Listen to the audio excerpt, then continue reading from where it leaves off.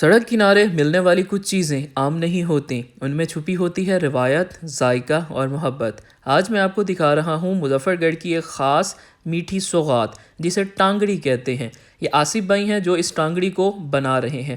سادہ میدے سے تیار کی جانے والی یہ ٹانگڑی پھر خالص میٹھے شیرے میں ڈبو کر ایسی چمک دی جاتی ہے اس کو کہ دیکھتے ہی منہ میں پانی آ جائے۔ باہر سے ہلکی کرسپی، اندر سے نرم اور شیریں، ہر لقمہ بچپن کی مٹھاس یاد دلا دیتا ہے۔ بھائی یہ ٹانگڑی ہے، میدے سے بنتی ہے، چینی لگی ہے، دیکھو نا جو سفید سفید ہے یہ چینی۔ ریٹ کیا ہوتا ہے اس کا 150 روپے پاؤ ہے، کلو والے کو 550 لگا دیتے ہیں۔ کیا کہاں پر ہوتے ہیں آپ؟ مظفر گڑھ شہر میں۔ مظفر گڑھ کے لوگ اس ذائقے کو بے حد پسند کرتے ہیں، اور سچ بتاؤں میں نے بھی اس کو پہلی بار دیکھا اور پہلی بار کھایا، اور پہلی نظر میں ہی اس نے دل جیت لیا۔